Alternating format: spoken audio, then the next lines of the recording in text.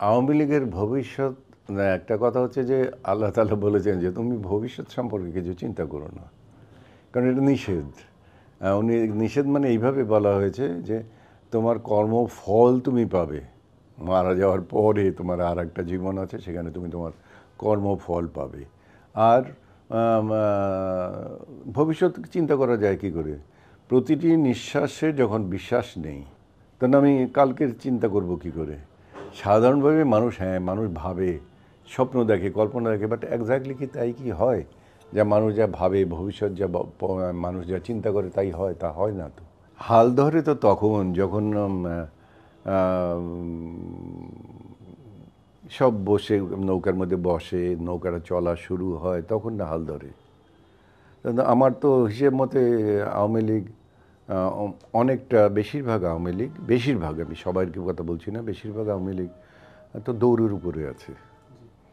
আবার কিছু গর্তের মধ্যেও আছে, মানে পালিয়ে আছে, যারা প্রত্যেক দিনই ধরা পড়ছে। আবার আওয়ামী লীগের ভালো যে দুই একজন নেই, সেটা কিন্তু বলা যাবে না, স্বীকার করতে হবে। যেমন আমি একজনের নাম স্পেসিফিক্যালি বলি, সেটা হচ্ছে নারায়ণগঞ্জ, জাস্ট আমাদের খুব বেশি দূরে না, খুব কাছেরই। সেখানে মেয়র কে ছিল? আইভি রহমান। আইভি আইভি আইভি যাই হোক, ওনার আমি আর আইভি বলে জানি। তো উনি কিন্তু যখন এই নতুন সরকার তো হলো, এবং সেইখানে মানে মানে সেই সরকার যখন অর্ডার দিলেন যে সমস্ত বাদ, তার আগের দিন, সেই দিন পর্যন্ত কিন্তু আইভি অফিসে বসে কাজ করেছে। এবং আইভি যখন অফিস থেকে বেরিয়ে যায়, তখন বিএনপি, আওয়ামী লীগ, জাতীয় পার্টি সবাই মিলে কান্না করেছে, এবং আইবি নিজেও কান্না করেছে। অর্থাৎ আইবির যে পরিচয়টা, যে তার যে সিলটা, রাজনৈতিক সিলটা ছিল, সেটা ছিল আওয়ামী লীগের। তার তো ওখান থেকে নারায়ণগঞ্জে, যেখানে একেবারে শামীম ওসমানের দাপটের ঠেলার চোটে সারা নারায়ণগঞ্জে সব কিছু মনে হতো যে একেবারে নারায়ণগঞ্জে সবই আওয়ামী লীগ।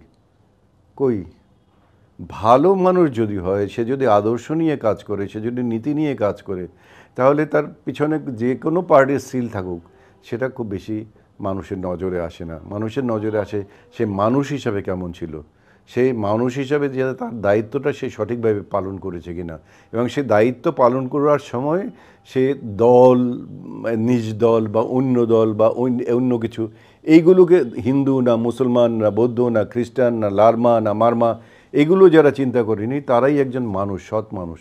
এবং এই সৎ মানুষরা সবসময় থাকবে। আমার দৃঢ় বিশ্বাস যে আওয়ামী লীগের অনেক নেতা আছেন যারা সৎ ছিলেন এবং সৎ আছেন। হয়তো পার্টিতে গত 10-12 বছর, 15 বছর তাদেরকে সুযোগ, মানে ক্ষমতা আনা হয়নি, কারণ তারা আদর্শকে বাদ দিয়ে তো তারা পার্টি করবেন, তারা তো বঙ্গবন্ধুর আদর্শে বিশ্বাসী।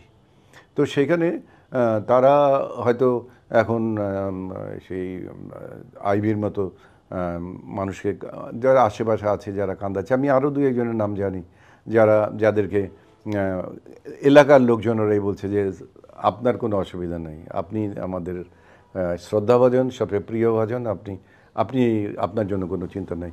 কাজে আওয়ামী লীগে তো এরকম দুই একজন আছে তাদের মধ্যে, এবং তাদের কিছু যদি সবসময় একসাথ হয়, তখন সেখানে কেউ একটা হালের মাঝি হওয়ার চিন্তা করা যাবে।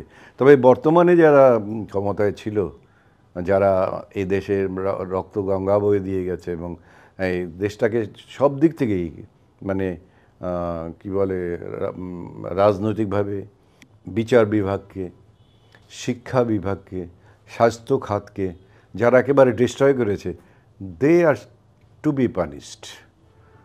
তাদের কাছে আওয়ামী লীগ আসবে না, তাদের হাতে আওয়ামী লীগ কখনোই ফিরে আসবে না। They should be, either should be hanged, or they should be in jail. নিয়মতান্ত্রিক পথে যারা যদি অন্যায় করে থাকে, তেমনিভাবে তাদেরকে সেই পানিশমেন্ট তাদের হওয়া উচিত। এবং এখানে এমন একজনও আমি খুঁজে পাই না যে যে 10 কোটি টাকা থেকে 100 কোটি টাকার মালিক যে হয়নি। তো 100 কোটি টাকার মালিক যে হয়েছে, সে তো অন্যায় করেছে, কাজে হয় তাকে জেলে যেতে হবে, 10 বছরের হোক, 20 বছরের জেলে হোক, তাদের তার পাড়ি করার কোনো সুযোগ সুবিধা নাই। না, আমি অ্যাডভোকেট আব্দুল হামিদ যদিও আমার সাথে কাজ করেছে 1965-এ আমি যখন ময়মনসিংহ ডিস্ট্রিক্ট জেনারেল সেক্রেটারি ছিলাম। আমি হামিদকেও এই ব্যাপারে খুব 100% সাদা কাগজ যেটা আইবিকে আমি দেই সেটা দেবো না। কারণ হামিদ দুবার প্রেসিডেন্ট ছিল এবং যতগুলো কনস্টিটিউশনাল যেসব প্রবলেমগুলো তৈরি করা হয়েছে ডিস্ট্রয় করার জন্যে, সেই সব প্রবলেমগুলো কিন্তু হাসিনা করেছে, কিন্তু সেই কাগজটা কিন্তু ফাইনালি কিন্তু প্রেসিডেন্টের কাছে গেছে। প্রেসিডেন্ট হ্যাজ সাইন্ড ইট। তার হয়তো বলা যেতে পারে যে তার হাতে কিন্তু ক্ষমতা ছিল না। যদি ক্ষমতা না থাকে আমি খুব খুশি হতাম যে সে যদি তখন পদত্যাগ করে চলে যেত। পদত্যাগ যখন করেনি তখন অন্যায়ের কিছু শেয়ার তো তাকে করতে হবে। যেমন সোহেল তাজ, আমি তাকে সমর্থন করি, কারণ সোহেল তাজ এখানে যে সে পদত্যাগই শুধু করেনি, পার্টির মানে এমপি ছিল সেটাও পদত্যাগ করেছে এবং তার পরবর্তী পর্যায়ে সে মানুষের হেলথ ভালো হবে কী করে সেগুলো নিয়ে আলাপ আলোচনা করেছে। সবাই তো তাকে জানে। সোহেল তাজ চোখ বন্ধ করে যেখানে দাঁড়াবে ওখানে বিএনপি কেন সমস্ত বাংলাদেশের সমস্ত লোকজন মিলেও তাকে ফিল করাতে পারবে না, সত্যিকার ভোট যদি হয়। তো সোহেল দাস কিন্তু but he is not interested. সে এই রাজনীতিতে যে রাজনীতি একদম কলুষিত, যেটা রাজনীতি বিকৃত, যে রাজনীতিতে সত্যিকারভাবে কথা বললেও এক একজন তাকে এক এক ব্র্যান্ড করে ফেলে এবং ব্র্যান্ড করে ফেলে তারপরে তাকে দেখা যায় যে সেটা, এবং শত্রু হওয়ার অর্থই হচ্ছে বর্তমানে যে তুমি বিদায় হও। বিদায় হও মানে এই নর্মাল বিদায় না, পৃথিবীর থেকে তুমি বিদায় হয়ে চলে যাও। তা না হলে আমি তো ইদানিংকালে আমাকে দেখছি অনেকে অপ্রয়োজনীয়ভাবে পুরানো 20 বছরের আগের কথা মনে করে তারপরে তাকে বলছে যে উনি তো অমুক পার্টির জন্য একটু সফট কর্নার আছে, তমুক পার্টির জন্য একটু সফট কর্নার আছে।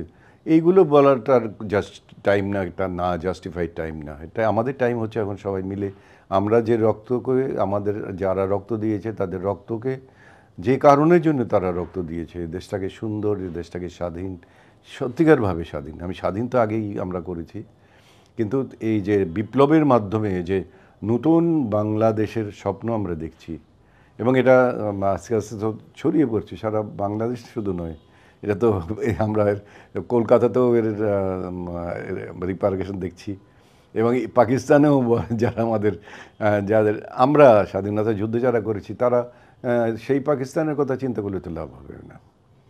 সেই লোকগুলো তো আর এখন আর জীবিত নেই। যে লোকগুলো আমাদের সাথে অন্যায় করেছে, অত্যাচার করেছে, আমাদেরকে গুলি করে মেরেছে, খুন করেছে, তাদের তো নেই। এখন ইয়াং জেনারেশন তো এখন স্লোগান মারে যে তুমি কে আমি কে, বাংলাদেশ বাংলাদেশ।